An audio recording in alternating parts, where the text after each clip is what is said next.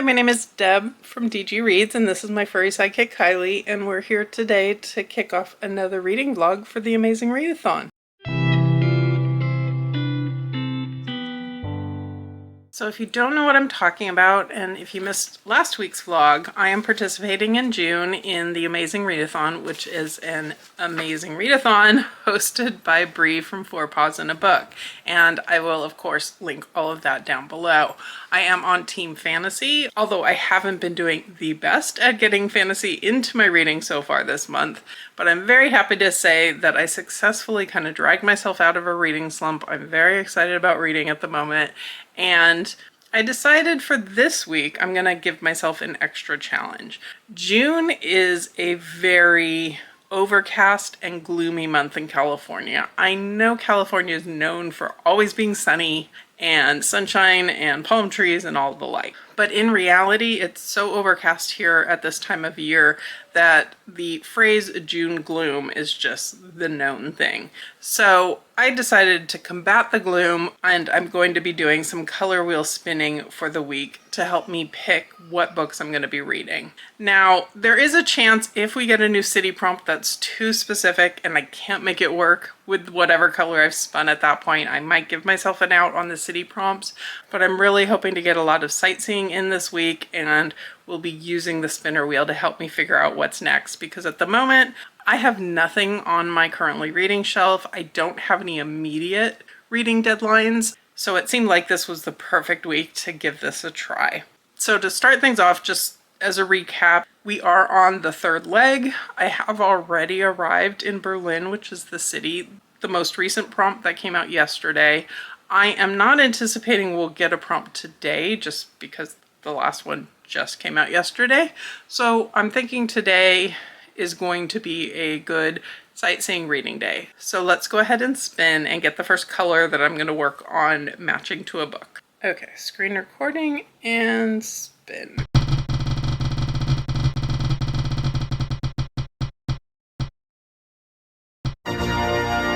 Okay, I've got dark blue as my color. Let me see what I can find and I will be right back. All right, as you saw, I got dark blue for my first book, and I'm gonna pick up Monsters Born and Made. This is by Tanvi Burwa, probably butchering that. But this is a book that was actually gifted to me by my friend Clementine at Books with Clementine, and I've been wanting to get to it. Do I remember much about it? No, I really don't. It is set in an oceanic world swarming with vicious beasts.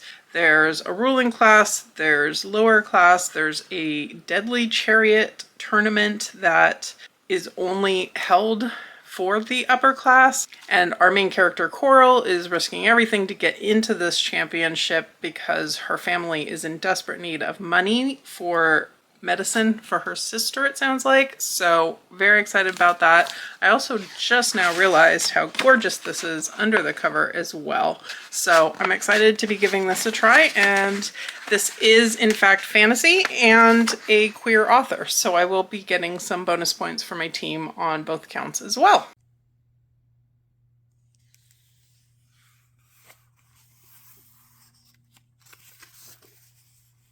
I flew past the halfway point really quickly in Monsters Born and Made. I've taken the dust jacket off, but it's just such a pretty naked hardcover underneath, so I couldn't resist reading it like this. And I've got not that long to go really in this. It should go quickly. Figured I'd stay on theme with the dark blue on my bookmark as well. I am liking this a lot. I'm not loving it. Mainly, I really do like the world building. I think the setting is really interesting. They're on an island. They kind of have to live underground for the most part. And there's all these sea creatures that they go out and hunt. Coral and her brother have gone out. It's the last day of hunting season. Their family is designated to do hunting, which gives them some advantages in this world, but really not. The creatures that they need to hunt and then tame and then breed, they desperately need a new one in order to be able to live their lives, to feed themselves, to take care of their little sister who has a medical condition that requires expensive medicine. But things go wrong. It's a stormy day. It's the last chance to get a creature before they're migrating away, and Coral sees her brother struggling and hurting and being captured by the creature instead of the other way around, and she goes out to save her brother, and they lose that capture. So they are desperate. Her father is not a great man. He is putting a lot of pressure. He's threatening Coral to marry her off to get a little bit of money, and she decides she's going to go instead and enter this competition where they take these sea creatures that her family has bred and tamed and use them in a race, and she's going to enter herself. This is something that normally the ruling class, the upper class, the people with money do, and so it's kind of unheard of for someone who's part of the lower class to enter, but she manages to sneak her way in and get the okay to do it. And from that standpoint, I'm really enjoying it. I wouldn't say I'm in love with the characters or in love with the plot. It is feeling fairly typical YA fantasy, but I do think there's a lot of interesting things going on with the world building. So I will definitely be continuing on and finishing this up really soon. And I think I'm just going to go ahead and pick my next color while I'm at it so I can have a little bit of a think of what the next book will be by the time I come back and give final thoughts. So let's put the spinner wheel again. I've got my spinner wheel and I'm setting it to screen record, and here we go.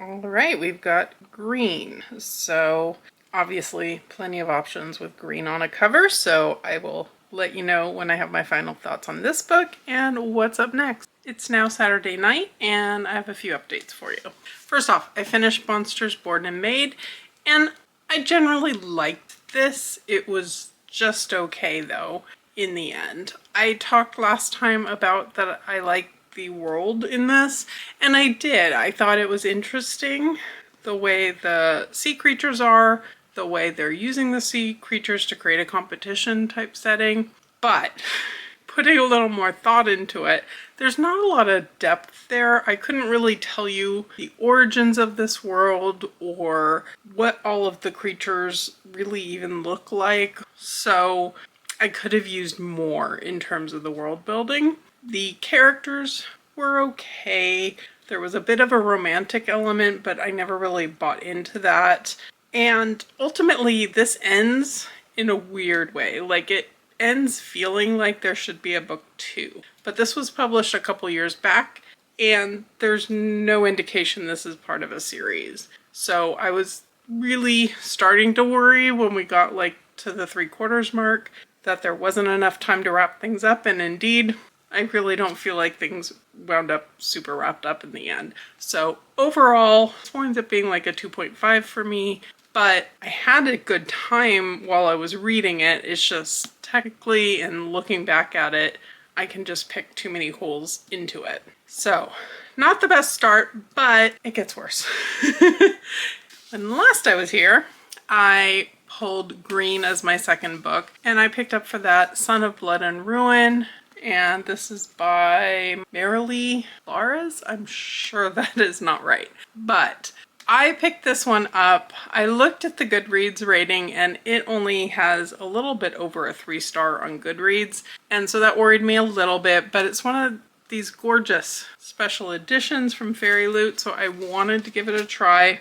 And it's not bad, but it's not holding my attention. I'm past the halfway point and I still am not invested in it. And honestly, partly it's just personal preference. I'm not big on reading books that use real world religion heavily, and this one is heavily referencing the Bible and Bible quotes, and it's talking about colonization. And so it's in that regard, but it's just a personal preference. I would much rather read about a religion that is purely fantasy and part of the escapism of that. So I put it on pause while I was eating dinner and just didn't feel like picking it back up, and that's not what I'm in for at the moment. So I am gonna set this one aside as a DNF and move on from there, but that does mean we get to pick another color. All right, so we're going to do one more color pull to get another book for this evening. And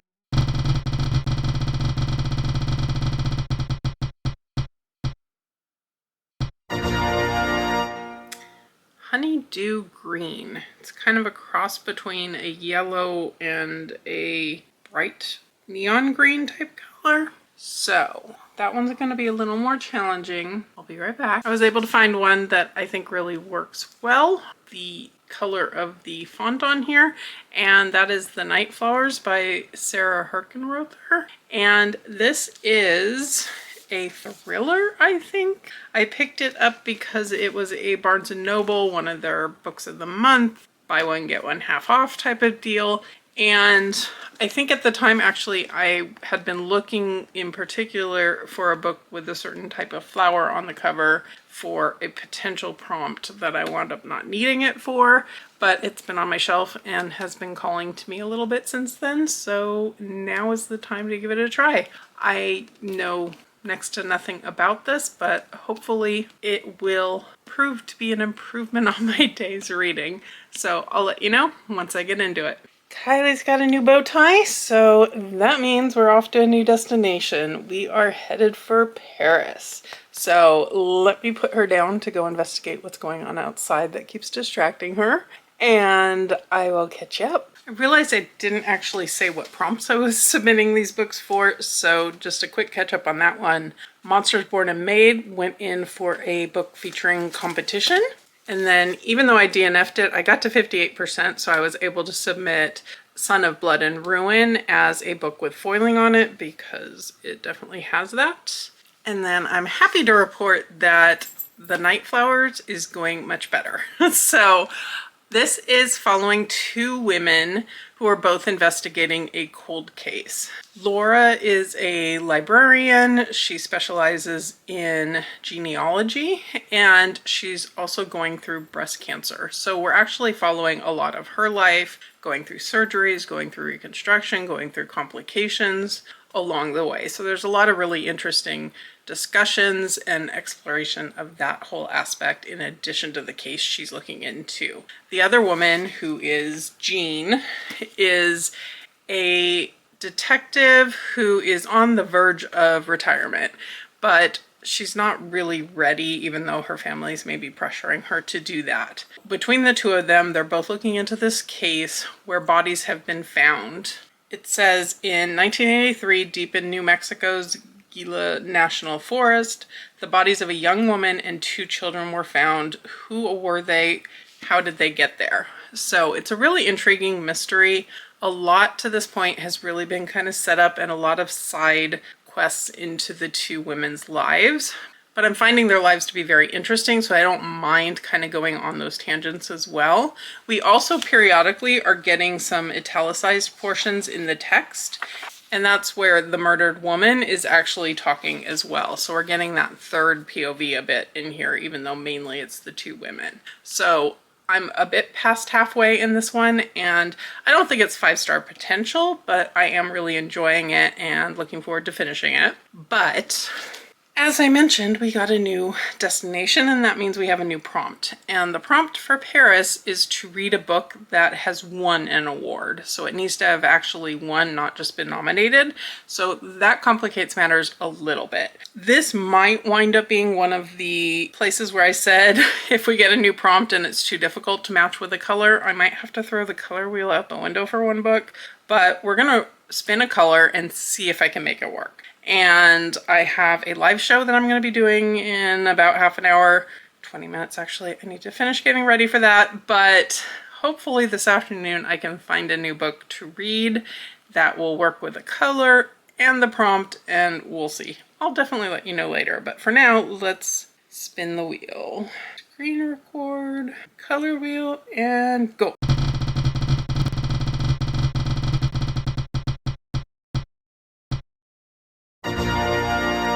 All right, so indigo, a deep purple blue type color. So I feel like that has potential. I tend to have a lot of more blue on my shelf than purple, but maybe I can find something close enough. So we'll see. I'll let you know, and cross your fingers for me. All right, it's been a few hours and I've done absolutely no reading because I've been on a live show and chatting with people, but I have made a decision, and that is to pick up An Unkindness of Ghosts by River Solomon. This one is actually on my TBR for this month, and it is a buddy read that Bree and Brittany are hosting on Sprints this week, so I will go with that one. And I have been able to confirm that it won the Stonewall Honor Prize, so it works for the prompt. And I don't know if it's exactly got indigo, but it's got so many different shades of blue in there, I think it's close enough. So I will be doing that. And then I've still got about 40% left in the Night Flowers, but with that, and with the fact that I want to read An Unkindness of Ghosts as part of the buddy read that starts tomorrow, I'm going to work on some more sightseeing books in the meantime today. Now, I won't be able to submit them until I've finished and submitted An Unkindness of Ghosts, but I'll still be able to get points for those when I am able to submit them. So I'm going to do one more color spin, probably my last one for tonight, but we'll see how it goes, to pick out one more book while I'm still up here and still in front of my camera. Then I'm going to take a break, have some lunch, get back to reading. So let's do screen recorder. Start recording, and we get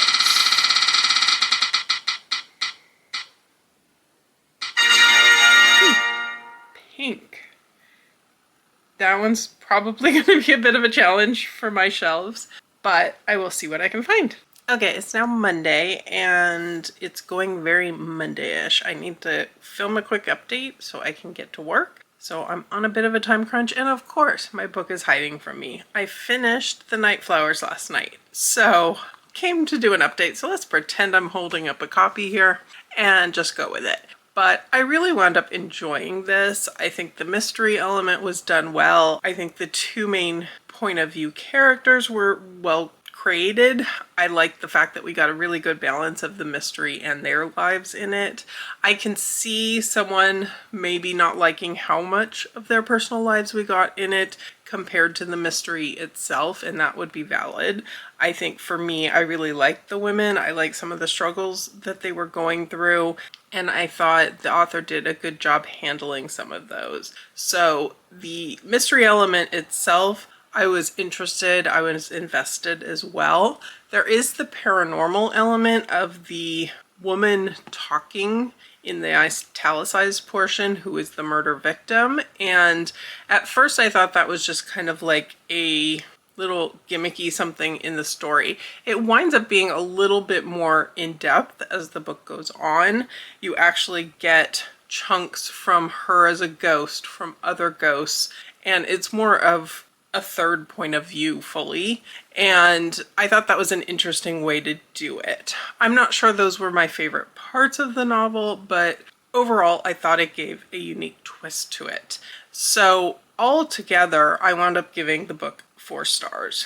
And then my next color that I pulled was pink, and for that I picked up Jara by S.J. Jones, and this is another one that will work for my team fantasy. It's also a queer author, so it gets some bonus points from that standpoint. And I have this gorgeous edition from Illumicrate and have been wanting to get to it. So I don't know a lot about this one.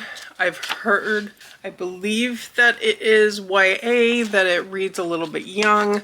I'm a whole like 16 pages into it. That's as far as I got last night, so I can't give you a whole lot of details.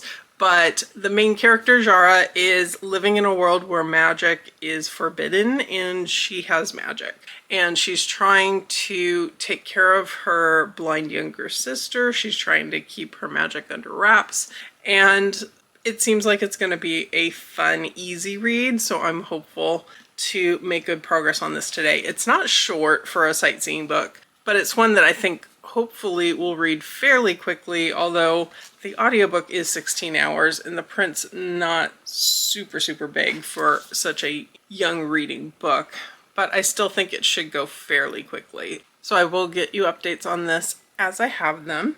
And then, of course, I will be starting for my actual city prompt so I can make it to Paris and actually do the sightseeing. I will be starting An Unkindness of Ghosts by River Solomon tonight. I don't know a lot about this one. It is a sci-fi. It is set in space. It's on a generational ship. It's dealing with racism. That's kind of what I remember off the top of my head from reading the synopsis in my TBR. So we'll see. I have this one on audio as well, so I can start it today during my commute and go from there. Okay, survived another work day. 1 day down, 4 to go till another weekend, and wanted to give you an update. I put down Jara today to pick up An Unkindness of Ghosts. I am about 40% of the way through and really enjoying this so far. So we're following a main character named Aster, and she lives in the absolute worst part of this spaceship, the HSS Matilda. And this ship is taking humanity, or a big portion of humanity, to a so-called promised land. But those with dark skin are in these slums, and they don't have proper heating, they don't have proper food. Religious ideas are being forced onto them, and it's just a really brutal system. Aster is trying to find out more about her mother. What she knows of her mother is that her mother killed herself, but she's looking for answers. And Aster is looked down upon by many people, and she recognizes that and doesn't entirely mind it so much, but she's also someone who is trying to find ways to get around some of the restrictions and get out of her normal day-to-day life. She's very inquisitive. She wants to learn. She gets to access different places in the ship, different from just the field she's working in. She's helping out the surgeon. She gets to go out and get blood samples from people, which exposes her to more parts of the ship and so forth. So I'm really enjoying this. We've had some fun with the group that's buddy reading this through Bree Sprints of kind of trying to conceptualize what the ship might look like. This is definitely not a book that's really fully explaining that, but it's not necessarily meant to. You're definitely hear more about the concepts of racism and of gender identity and all of these types of things that are having really good discussions in here. So I'm excited to continue on with this, and we'll get you more thoughts later. It is now Tuesday evening, and I have a few updates for you. So I have finished An Unkindness of Ghosts this evening, and will be submitting this for the Paris prompt. I really liked this in a lot of ways. I think it did a fantastic job of creating a futuristic look at what could happen in a very elitist, horrifying kind of society.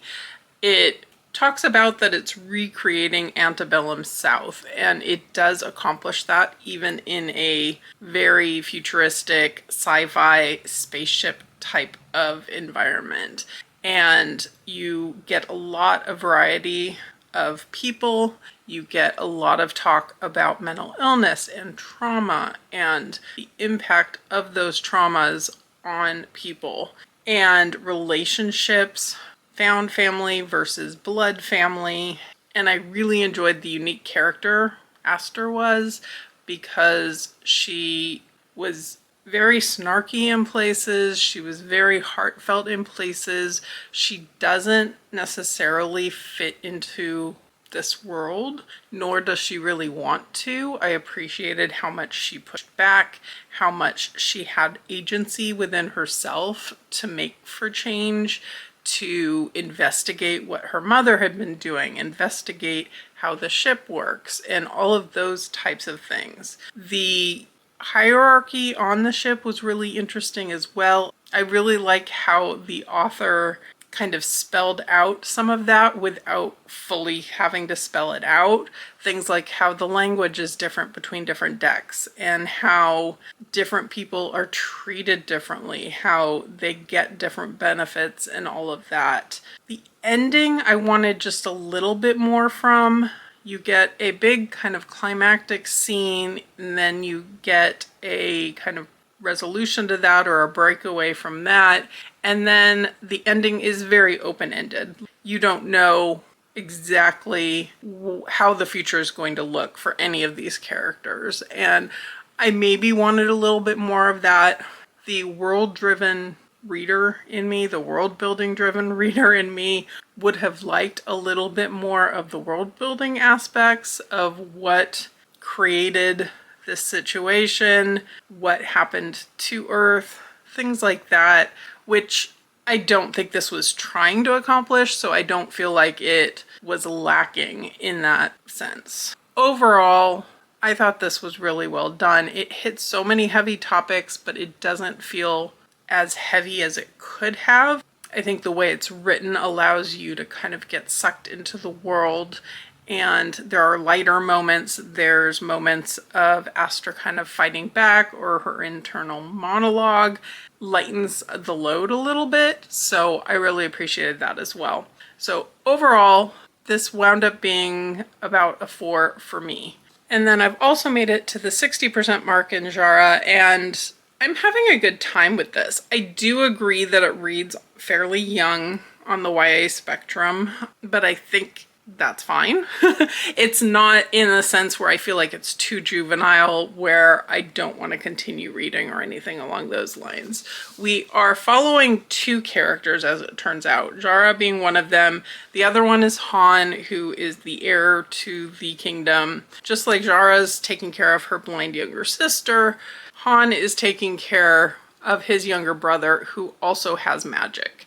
And this is a world where magic is forbidden. It's also a world where magic's becoming corrupted.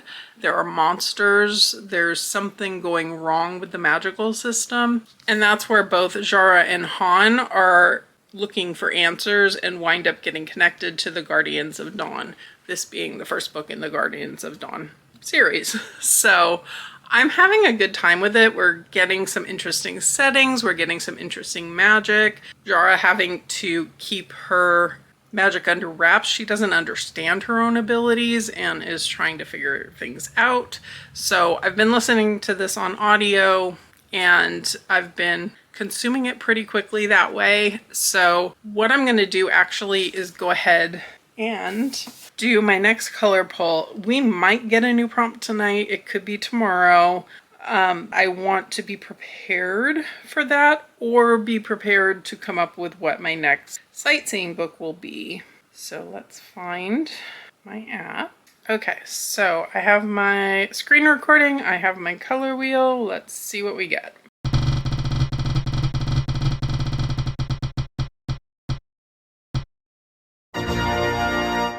Honey is the color, which is on the very light end of orange or the very dark end of yellow. So I have no idea what book that would be. So I will be back with you tomorrow, most likely, unless we get a prompt drop really soon, to go ahead and let you know what the next book will be. As you potentially can tell by the fact that Kylie's wearing a new bow tie, we have a new destination to tell you about, and that is Cape Town. So let me put her down, and I will fill you in on some reading updates. Okay, to get you all caught up, one thing I didn't mention when I wrapped this up, partially because I was thrown off by the fact I couldn't find it. This went in for sightseeing for an author's debut, so I took care of that prompt. And then when I last saw you, I had rolled Honey as the new color, and we didn't get a prompt first thing this morning, so I did pick up another sightseeing book for this. And there's not a lot of honey on there, but I'm gonna say that there's some in the title and in this region up there. It's maybe a little more golden than the honey on my spinner wheel, but we're going with it. So This is a gifted ARC from Tor. This book comes out on June 25th, so I've been needing to get to it anyway, so I'm glad I was able to fit it in here. And I picked this up on audio today. I actually have the audio ARC for this from Macmillan Audio and NetGalley. So this is pitched as The Witcher meets Naomi Novik, and it is a fantasy following Kasara, who is a witch who loses her shadow, and without a shadow, a witch can't have or use magic. This is based in Slavic folklore, and you've got house spirits, you've got monsters, you've got people who are out to get her, you've got different cities with a wall in between and smuggling going on. There's a lot of elements to this one, and I'm really hooked on following along and figuring out exactly all that's happening. There's a little bit of mystery. There's definitely some dark horror type elements, including the monsters are peers. I forget exactly how they're said in the accent in the audiobook, but they bite, they infect. People have to go into a quarantine if they've been exposed before they can actually travel, things like that. So there's a lot of elements in here, a lot of buzzwords that work well for me, and I'm really having a good time with this. So excited to keep going in here. I'm about 40% through just from listening to the audiobook today, and we'll hopefully continue on with this soon. And then I did manage to finish up Jara today and had a pretty good time with this. I would follow this under like, not love. I think it definitely ran a little young. I think it hit a lot of the kind of typical tropes. I think it was a little bit longer maybe than it needed to be for what it was. But I did like the fact that there were complicated relationships in here. I did rely a lot on the miscommunication trope, which is not a favorite thing for me, between Jara and Han, because he's keeping his identity as being royalty from her. And a lot of time is kind of spent on that idea, on him having angst over what she'll do when she finds out, and her being clueless. And that's just not something I really love in books. But apart from that, I didn't really have any complaints in here. It's a fun adventure type story, interesting magic. I liked seeing the arc that Jara goes on to go from really not knowing anything about her magic to learning much more about it and how to control it and all of that. I would definitely pick up the second book in the series, not necessarily needing to get a super special pretty edition like this one of it, but overall this got a 3.5, and I kind of feel like I need to do an A to Z challenge now that I've actually finished a book that starts with Z, which is generally the hardest one for me. And then while I was at work today, we did get a new prompt. Like I said before, we're going to Cape Town, and the prompt for that is to have a book with nature on the cover. And this could be anything that's not human-made, or animals. This prompt gives me a lot of options, so I did a spin at work to figure out what color I needed to work with. So I will catch you up on what that spin wound up looking like. I got, just replaying it for myself here, I got purple as my color. So purple gave me a lot of options in terms of fantasy covers, but really I need to get going on my next book for the SPFBO books that I am reading. And if you don't know what I'm talking about, I will link my TBR for that for you. But my next book, which I'm going to be reading, spoiler alert for that particular vlog, is The Afterlife Experiment by Sam Weiss. And this cover definitely works for purple. And in terms of nature, I'll admit there's not a ton at first glance. But you've got a sky, you've got stars, you've got either sand or snow, I'm not entirely clear, a hill, a mountain that the main character seems to be walking across. All of those things are very natural and therefore nature cover. So I will be reading that one. That's not a book that I will be really reviewing or talking about in this particular vlog, because I will have an entire vlog dedicated to reading my SPFBO books, actually a couple of vlogs. So that will be coming for you soon. So with that, That is a book that I do have to read physically. I have it on my Kindle. There is no audiobook, so it will take me a couple days probably to get through it. It's not a super long one. That being said, I do need an audiobook to kind of be able to read on my commute and do those types of things. I will probably finish up Foul Days either tonight or early tomorrow. So I do want to be able to start another audiobook. So with that, I am going to do one more spin. Okay, so here we go. Ready, set, spin.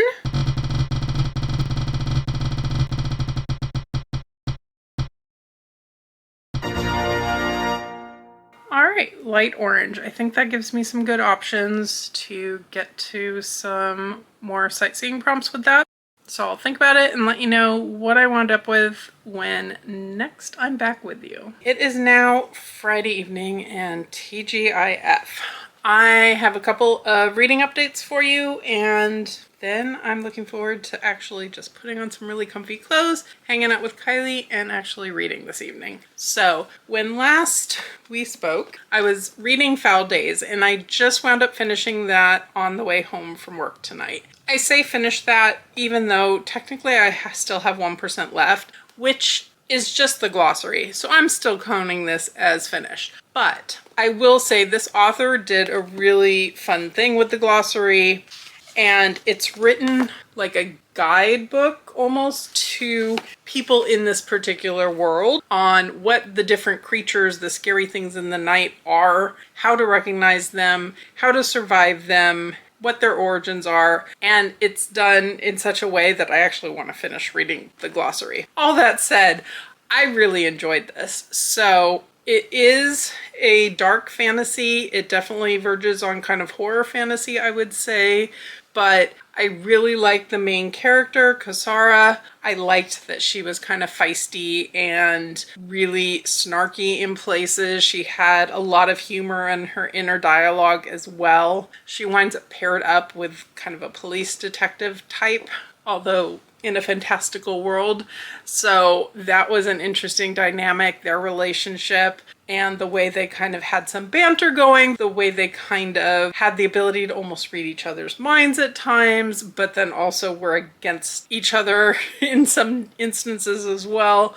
I thought was really fun. Just like with the glossary, this does have a touch of humor kind of throughout the book as well, which I really enjoyed. It had me chuckling in places. It also had some good tension with some of the darker elements. So in the end, I gave this one 4.5 stars. It's coming out, I think, on June 25th, and I will correct that if I'm wrong.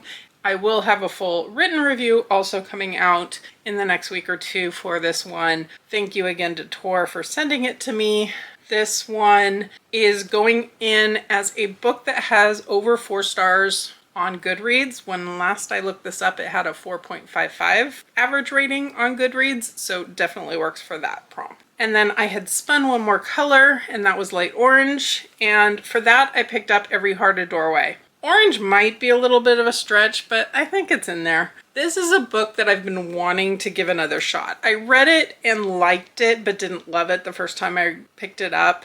And I felt like at the time it was a book that should have hit better for me than it actually did. So I've been wanting to give it another shot. I've been wanting to continue the series, but I needed to kind of reread this one first. And this is a book that Bree has given 5 stars, which is one of the prompts, one of the high point prompts. So it gave me a perfect excuse to pick it up, plus it's super short. So I wound up actually reading the whole thing of this yesterday on my commute, basically, and really enjoyed it. Still not necessarily a 5 star. I feel like it is set up for the series, and a lot of times setup books don't necessarily hit the 5 star mark for me, but I really enjoyed this. Definitely plan to continue on before I wind up forgetting everything again, and I gave this a 4 stars. So this was my other sightseeing book that I finished. In the meantime, I am actually still holding my submissions of these sightseeing books because I haven't quite made it to Cape Town yet. That book that I'm reading, which is The Afterlife Experiment by Sam Weiss for SPFBO, that one I'm at 70% and it's reading super quickly, so I think I definitely will have that done by tomorrow morning. So I wanted to do maybe one more spin because it is face-off weekend, which means that the priority can be just reading anything for short reads and flying through it. But to be perfectly honest, I'm kind of burnt out on short reads after a few of those kind of 24, 48-hour readathons recently. So I kind of am in the mood just to pick up another sightseeing book and get some more points in while I can. So why not do it with a spinner wheel? So let me record and let me find my app and let me hit spin.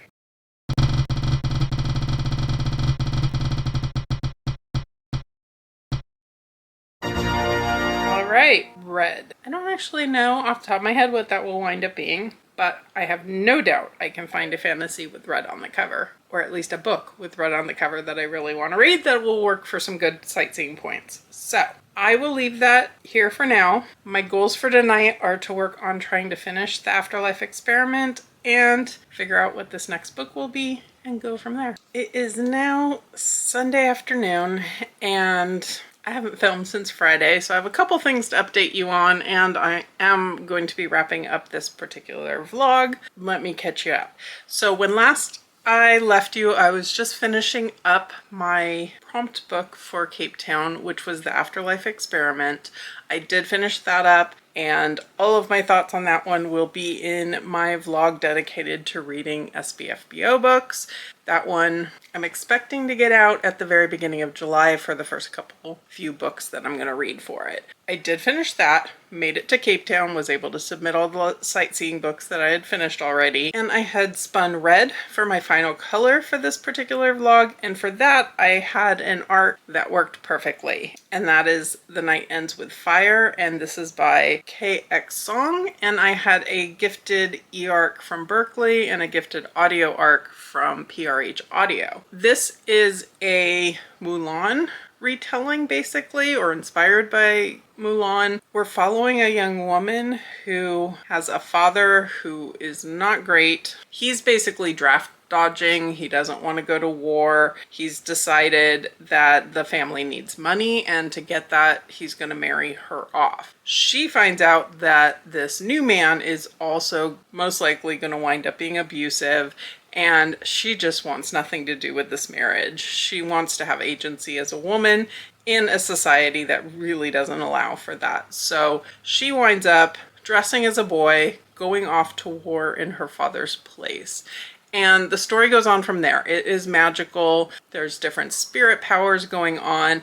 And I had a really good time with this one. I think if you enjoy kind of Asian-based fantasy and feminist retellings and just focusing in on women who are rebelling against society's norms and pushing for change, I think this is a good book for you. I think the book did a really good job of wrapping things up and feeling like a full story, even though this does kick off a new series, and I will be very interested to pick up the sequel at some future date. This one comes out on July 2nd.